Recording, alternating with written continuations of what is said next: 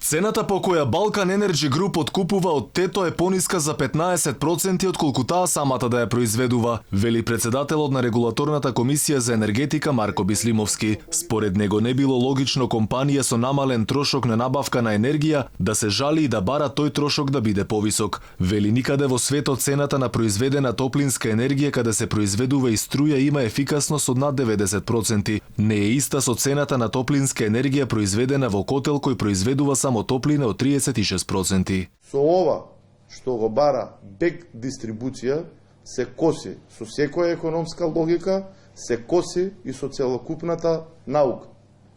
Имено, според нивната логика, треба цената на топлинска енергија произведена од когенеративни постројки да биде иста како и цената на топлинска енергија произведена од едногенеративни постројки.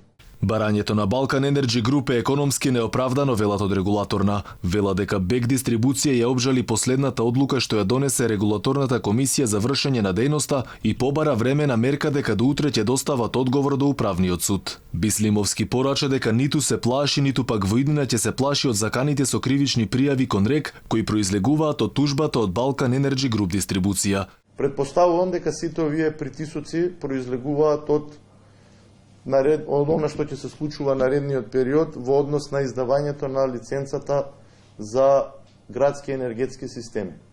Значи, во оваа постапка регулаторната комисија за енергетика единствено ќе работи во согласност со Законот за енергетика и во согласност со сите правилници кои што ги имаме донесено.